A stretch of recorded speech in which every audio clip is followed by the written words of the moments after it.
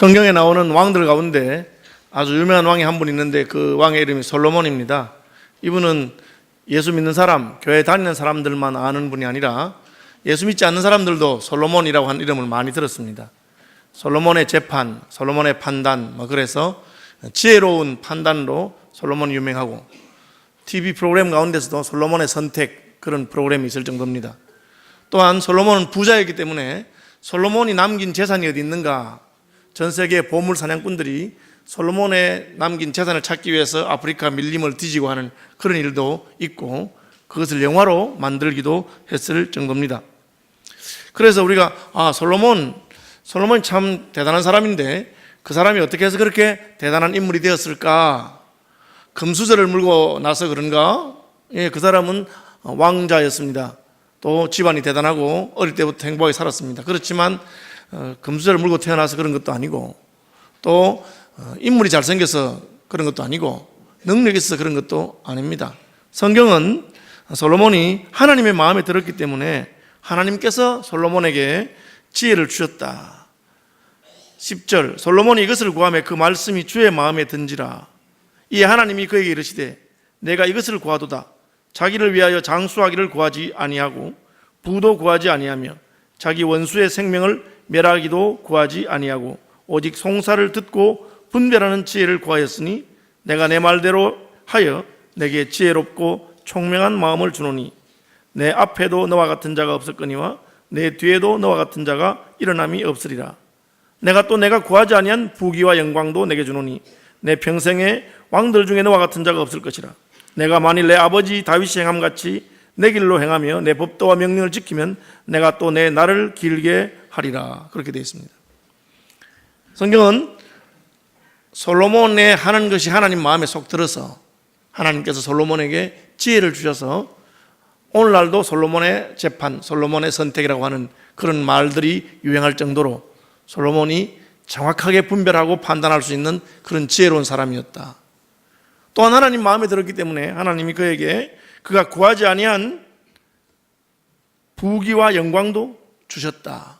한 걸음 더 나가서 너 내 말을 잘 듣고 아버지 다윗처럼 행하기만 한다면 장수도 너에게 주겠다.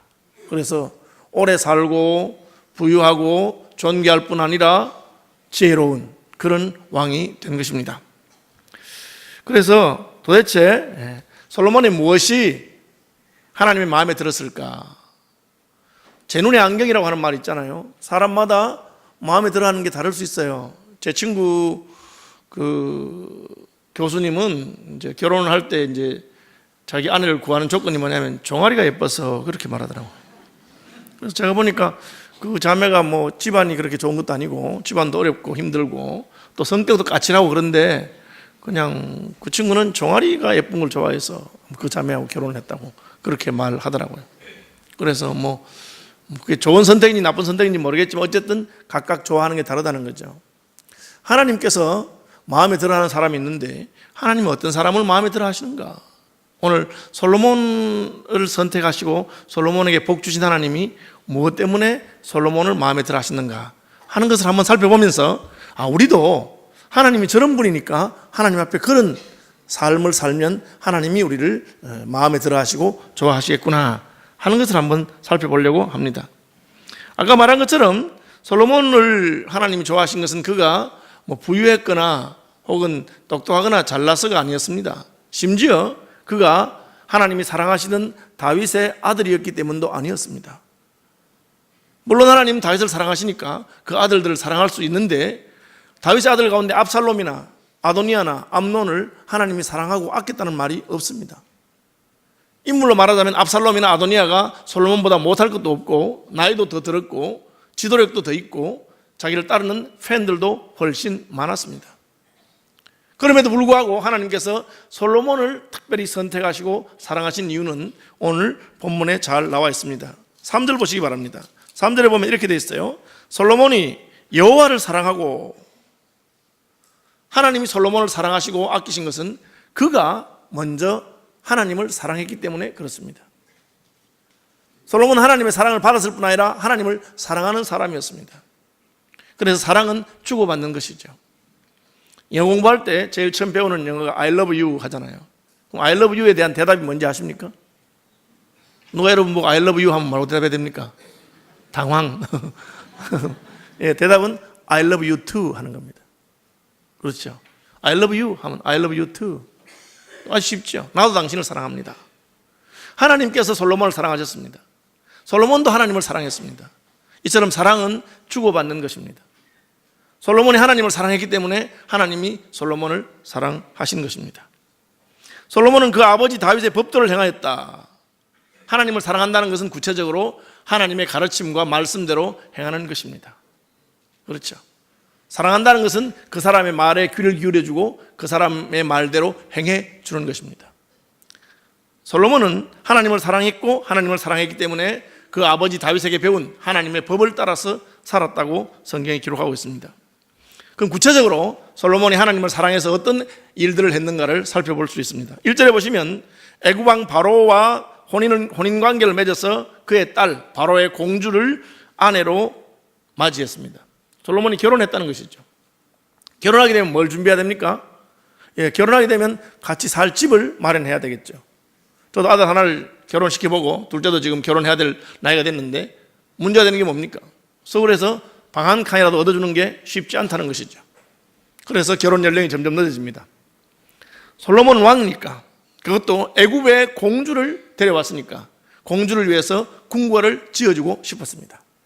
실제로 열왕기상 7장에 보면 솔로몬이 이 공주를 위해서 7년에 걸쳐서 백향목으로 아주 멋들어진 궁궐을 13년에 걸쳐서 아주 멋들어진 궁궐을 지었다는 것을 기록하고 있습니다. 그런데 문제는 순서입니다. 솔로몬은 두 가지 큰 건물을 지었는데, 큰 역사를 했는데, 하나는 성전 건축이고 하나는 궁궐을 건축한 것입니다. 솔로몬은 결혼해서 아내가 기다리고 있음에도 불구하고 궁궐보다 성전을 먼저 건축했습니다. 왜 그렇습니까? 솔로몬의 우선순위가 집을 먼저 건축하는 것이 아니고 성전을 먼저 건축하는 것이었기 때문에 그렇습니다. 4장에 보면 솔로몬이 자기의 신하들을 뽑아서 내각을 구성한 것이 나오는데 그 내각 구성에서 특이한 것을 우리가 발견하게 됩니다. 제사장 이름이 계속해서 나옵니다. 국무총리가 나올 자리에 제사장이 나오고 장관들이 나올 자리에 제사장이 나오고 3번, 4번 걸쳐서 제사장 하는 이름이 나옵니다. 왜 그럴까요?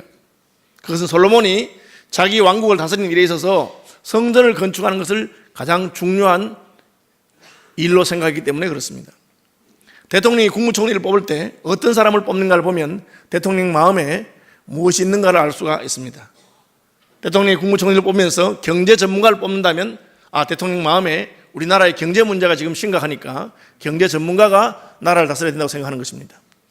대통령이 만약에 외교 전문가를 세운다면 지금 주변 나라와의 관계가 문제가 있으니까 외교 전문가가 국무총리가 되어서 주변 나라들과의 관계를 잘하기를 기대하는 것입니다.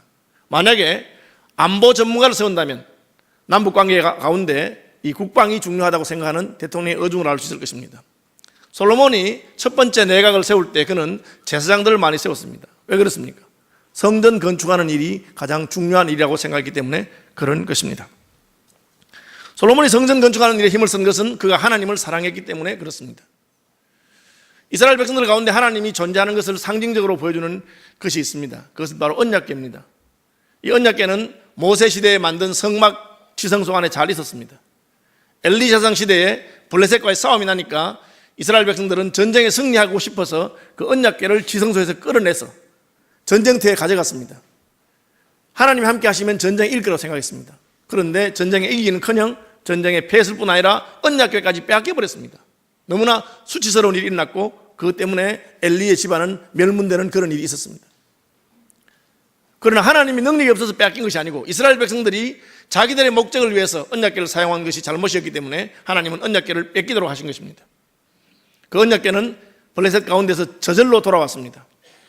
하나님이 언약궤가 가는 곳마다 재앙을 내렸기 때문에 블레셋 사람들은 그 언약궤를 송아지가 끄는 수레에 실어다가 이스라엘로 돌려보낸 것입니다. 돌아온 언약궤는 원래 있던 성막에 들어가지 못했습니다. 왜 그렇습니까? 원래 성막 안에 있던 것을 사람들이 끄집어냈기 때문에 그 성막은 더 이상 언약궤를 모실 수 있는 자격을 상실한 것입니다. 여러분, 굉장히 두려운 말씀입니다.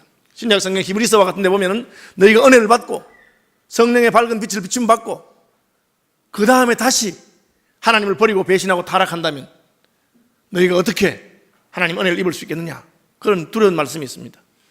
언약궤를 모셨던 성막은 다시는 언약궤를 모실 수 없게 되었습니다.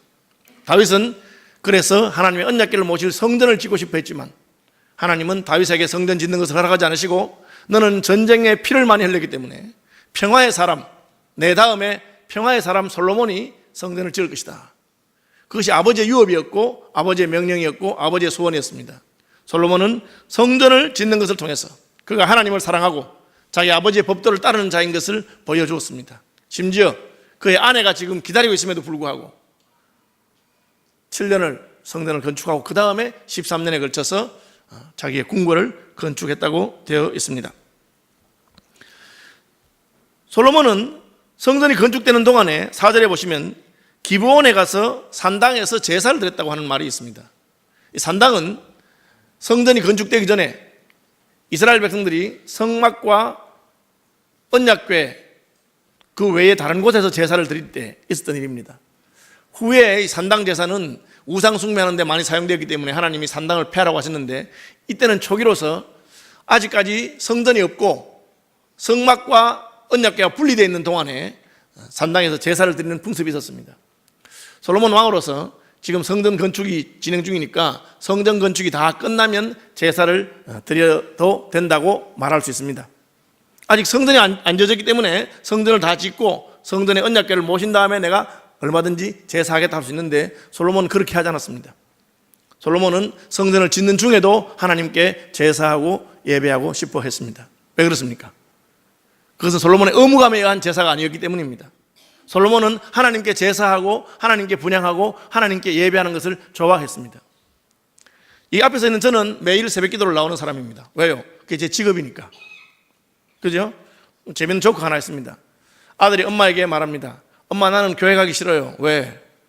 그 목사님 설교는 너무 지겹고 성가대는 그냥 음이 안 맞고 교인들은 다 인상을 쓰고 있고 그래서 가기 싫어요. 그래도 가야지.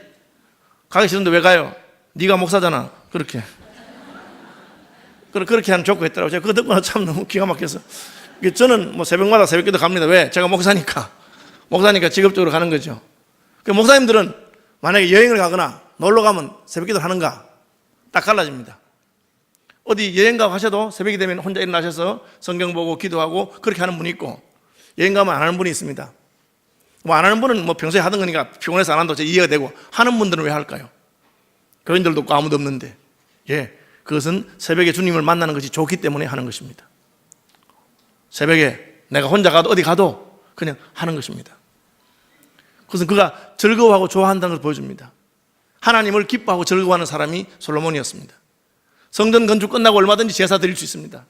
그는 성전 건축이 진행된 동안에도 산당에 가서 제사를 드렸습니다. 산당은 일반 백성들이 제사하는 곳입니다. 왕으로서 체면에 안 설 수도 있습니다. 그렇지만 그는 했습니다. 하나님을 사랑하기 때문에 그렇습니다. 산당에서 제사하면서 솔로몬은 1000번제를 드렸다고 되어 있습니다. 여기 1000번제라 하는 것은 소 1000마리를 한꺼번에 잡아 드렸다는 뜻입니다. 솔로몬이 3년 동안 제사를 드렸다 그런 뜻은 아닙니다. 날마다 한 마리씩 아니고 한꺼번에 드렸습니다. 왜 그렇게 했습니까? 솔로몬이 왕이기 때문에 그렇습니다. 그는 부유한 사람이고 부자였기 때문에 그렇게 했습니다. 여러분, 하나님께 제사 드리는 것은 어떻게 드리면 됩니까? 자기 형편에 따라서 드리면 됩니다. 성경에는 여러 가지 종류의 제물이 있습니다. 송아지는 비쌀 것입니다. 양은 좀 살 것입니다. 비둘기는 더 삽니다. 비둘기도 못 바치는 사람은 산에 가서 산비둘기라도 잡아서 드리면 된다고 되어 있습니다. 솔로몬은 왕이었기 때문에 1000번제를 드렸습니다. 자기의 수준에 맞게 한 것입니다. 우리도 2주 전에 맥주 감사 헌금을 드렸는데 여러분 어떻게 헌금을 드렸습니까? 눈치 싹 보고 목사님 얼마 할까? 장로님 얼마 할까? 그렇게 하는 것은 바른 헌금이 아닙니다. 여러분의 형편에 따라 하시면 됩니다. 그것이 하나님께 나아가는 방법입니다. 자기의 정성을 따라서. 그렇죠? 무리할 필요도 없고 그렇다고 해서 인색함으로 할 필요도 없는 것입니다. 제가 감사절 되면 쓰는 예화 가운데 이런 예화가 있습니다. 사우디아라비아의 왕족 하나가 미국에 가서 치료를 받았는데 이 의사가 진료비를 얼마나 청구할까 고민이 되었습니다. 왕자가 우리 병원에 와서 치료받았으니까 내게 영광인데 공짜로 해줄까? 아니면 왕자가 돈이 많으니까 다른 사람보다 좀 더 많이 청구할까? 고민하다가 목사님에게 의논했습니다. 목사님, 저희 병원에 사우디의 왕자가 와서 치료를 받았는데 진료비를 얼마쯤 청구하면 될까요? 일반적으로 같으면 한 10,000불 정도 하면 되는데 제가 좀 싸게 해줄까요? 공짜로 할까요? 아니면 더 받을까요?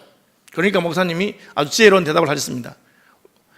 청구서를 보낼 때 이렇게 해서 보내십시오. 왕자님의 수준에 맞게 지불하시면 됩니다. 그렇게. 그러니까 왕자가 수표를 보냈는데 10만 불을 보냈다고 합니다. 자기가 기대한 것은 10배가 왔어요.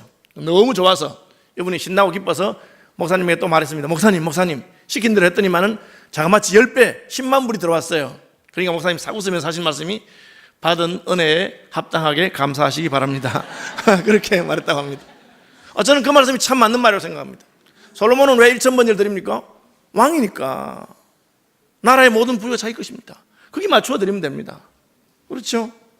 가난한 사람은, 과부는 2렙돈을 넣어도 예수님께서는 아주 기뻐하시고 칭찬하셨습니다. 그것도 없으면 여러분 마음을 하나님께 드리면 됩니다. 어쨌든 솔로몬이 하나님을 대할 때 진실함으로 대한 것을 알 수가 있습니다. 인색하지 않습니다. 그는 자기의 최선을 다합니다. 그는 핑계대면서 마지못해서 하지 않습니다. 아직 성전 공사가 진행되고 있지만 그 중에도 그는 산당에 가서라도 하나님께 제사를 드리고 싶어 했습니다. 새 아내가 와서 새 집을 요구하지만 그는 성전 먼저 건축한 사람입니다. 그러니까 하나님께로부터 반응이 왔습니다. 여러분, 우리가 하나님을 섬기는 일에 있어서 어떻게 섬기든지 하나님이 받으시면 반응이 옵니다. 엘리야식으로 말하자면 불러서 응답하는 것이 있습니다. 솔로몬이 성전을 건축하면서 기브온 산당에 가서 제사를 드리고 분향하고 1,000번제를 드리자 그날 밤에 꿈에 하나님께서 솔로몬에게 나타나셨습니다. 그리고 솔로몬에게 물어봅니다. 솔로몬아 내가 내게 무엇을 줄고 너는 구하라. 우리 식으로 말하자면 내 소원이 무엇이냐. 솔로몬아, 소원을 말하면 내가 들어주마. 야, 여러분, 하나님 여러분이 이런 말 한다면 얼마나 신나고 좋겠습니까? 여러분 같으면 뭘 구하시겠습니까? 아니, 목사님 그걸 말이라고 하세요. 로또 복권 10번 달아서 당첨되게 해달라고 제가 구하지요. 어떻게 하든지. 어떤 사람은 돈을 달라고 할 것입니다. 어떤 사람은 내가 아프니까 건강하게 해달라고 할 것입니다. 그런데 놀랍게도 솔로몬은 그런 것을 구하지 않았습니다. 하나님도 놀라셨다고 되어 있습니다. 너 참 신기하구나. 너는 부귀를 구하지도 아니하고 장수를 구하지도 아니하고 대적을 멸하는 것도 구하지 아니하고 일반 사람들이 흔히 구할 것을 솔로몬은 구하지 않았습니다. 솔로몬이 여기서 하나님의 마음에 쏙 드는 대답을 한 번 더 했습니다. 그것은 무엇입니까?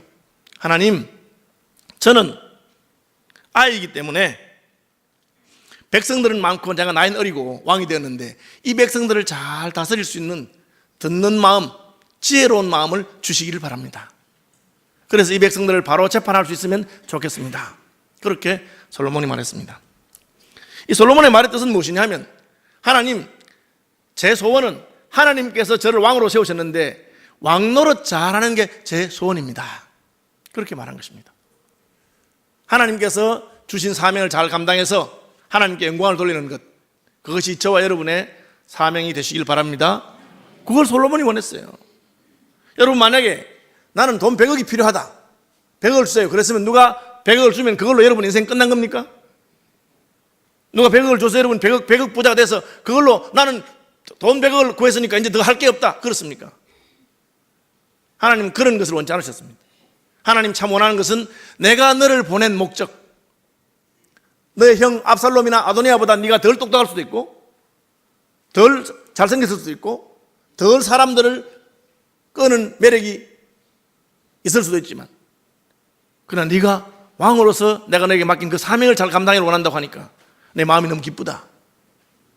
여러분, 하나님께 기도할 때 참 하나님의 마음을 움직이고 하나님의 마음에 쏙 드는 그런 기도를 하시는 분들이 되시길 바랍니다. 우리가 많이 구해도 얻지 못한 이유가 무엇입니까? 괜히 자기 욕심이 나서 욕심으로 구하기 때문에 얻지 못한다고 말하고 있습니다. 반면에 솔로몬은 욕심을 부리지 아니하고, 하나님, 저는 이만하면 재산도 됐고 다 충분하고 부족한 것이 없어요. 제가 원하는 것은 오직 하나님이 저를 부르신 그 부르심에 합당하게 살 수 있도록, 저는 왕으로서 백성들을 잘 다스리는 자가 되고 싶습니다. 그렇게 말하니까 하나님이, 그래?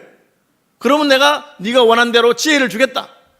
그런데 너의 대답이 내 마음에 들었기 때문에 지혜만 주는 것이 아니고 부귀도 주고 장수도 주고 대적을 물리칠 수 있는 힘도 주고 다른 것도 다 주마, 그렇게 말씀하셨어요. 놀라운 일이죠. 지혜를 구했는데 왜 다른 것을 다 줍니까? 그 지혜가 하나님의 뜻에 합한 지혜고 하나님의 지혜고, 사실은 지혜라고 하는 것은 하나님 자신을 말하는 것입니다.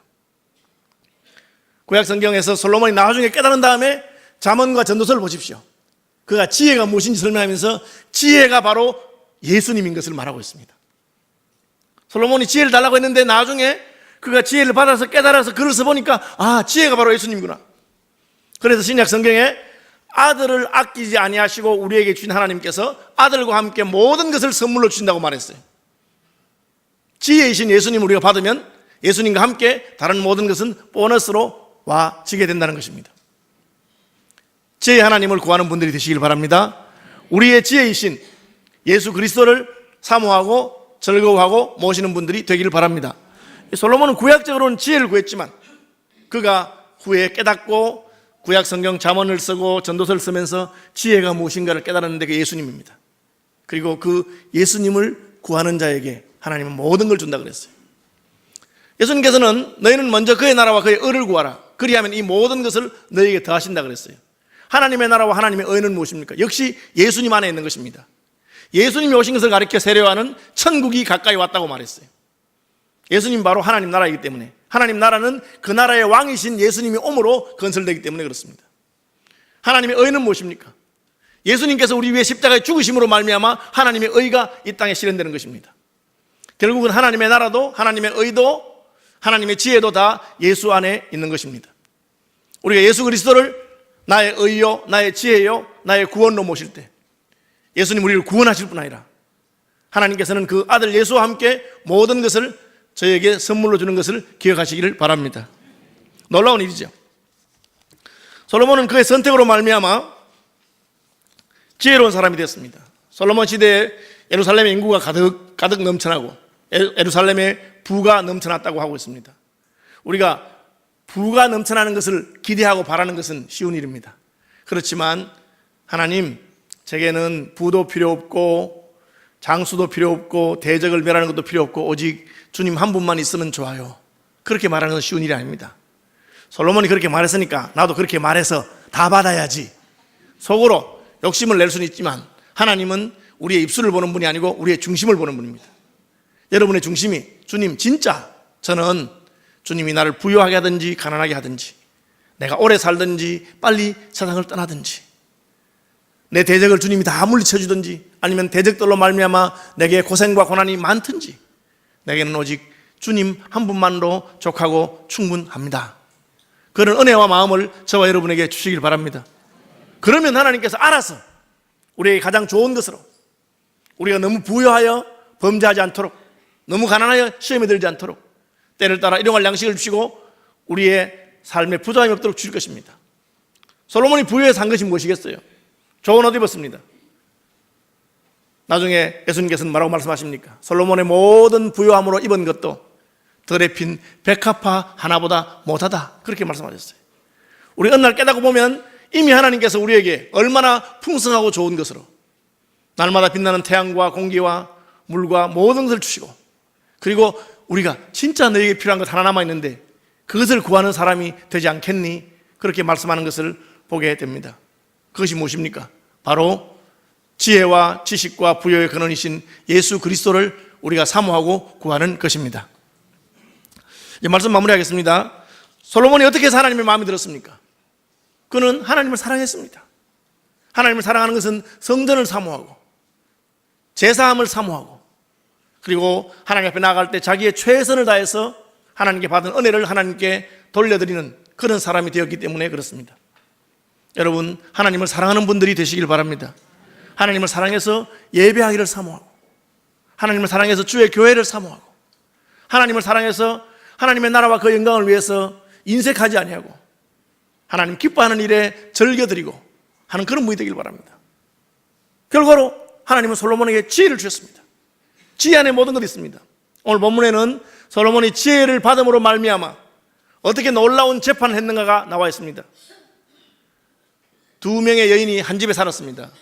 아비 없는 창기들이었기 때문에 아버지를 모르는 자식을 낳았습니다. 사흘 간격으로 낳았습니다. 그런데 아침에 자고 깨보니까 내 아이가 죽어 있습니다. 보니까 내 아이가 아니에요. 옆방의 여인 아이예요. 쫓아가 보니까 그 여자가 내 아이를 안고 있어요. 왜 내 아이를 가져갔냐 하니까 그 여자가 펄쩍대면서 그게 자기 아이라고 하는 겁니다. 여러분 어떻게 하면 좋겠어요? 유명한 솔로몬의 재판입니다. 아이는 살아있는 아이는 하나인데 엄마 둘이 서로 자기 아이라고 합니다. 아마 재판장에 갔는데 판결이 안 나니까 나중에 임금에게까지 갔겠죠. 솔로몬이 기가 막힌 판결을 합니다. 뭐라고 합니까? 그래? 아이는 살아있는 아이 하나밖에 없고 엄마는 둘이니까 할 수 없네. 딱 갈라서 줘라. 반 갈라서 줘라. 그 순간에 아이의 진짜 엄마는 마음이 불타는 데서 견딜 수가 없습니다. 아이고 잘못했습니다. 제가 아이를 포기할 테니까 걔를 죽이지만 말아주세요. 저 여인이 아이를 가져간다 하더라도 나는 살렸으면 좋겠어요. 이 솔로몬의 판단입니다. 왜 솔로몬이 그렇게 판단하게 됐을까요? 누가 엄마냐? 아이를 사랑하는 자가 엄마입니다. 진짜 엄마냐 가짜 엄마냐 참 쉬운 일은 아닙니다. 혹시 진짜 엄마가 성격이 아주 더러워서 내 애인데 저 여자 가져갈 것 같으면 차라리 죽이는 게 좋겠어, 그런 무지한 사람일 수도 있을지 모릅니다.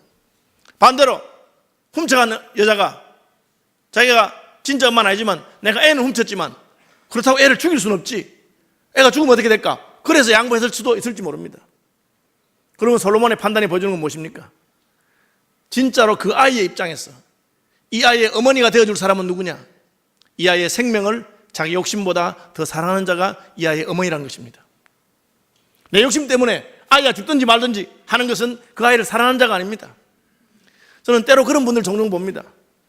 교회 일을 하면서도 교회를 위하는 것이 아니고 자기 욕심을 위해서, 내 욕심대로 안 되면 교회가 어려워지고 시험이 들고 망해도 아무 상관이 없다는 듯이, 그것은 참으로 교회를 사랑하는 것이 아니죠. 솔로몬은 아이를 사랑하는 자에게 아이의 어머니 됨을 허락한 것입니다. 왜? 아이의 생명을 사랑해서 자기 욕심을 포기할 줄 아는 자라야 어머니 노릇할 수 있기 때문에 그렇습니다. 왜? 그 아이는 자기를 위해서 변명할 수 없고 스스로 아무것도 할 수 없는 것입니다. 하나님께서 왜 우리를 구원하셨습니까? 그냥 두면 우리는 죽을 수밖에 없기 때문에, 우리 스스로 아무것도 할 수 없기 때문에. 그래서 하나님 우리를 불쌍히 여기시고 우리를 구원하셨습니다. 그것이 바로 하나님의 사랑입니다. 우리를 살리기를 원하셨다는 것이죠. 솔로몬과 같이 하나님의 은혜를 입어서 영혼을 사랑하고 하나님을 사랑하고 그리고 사명을 감당하는 저와 여러분이 되시기를 바랍니다.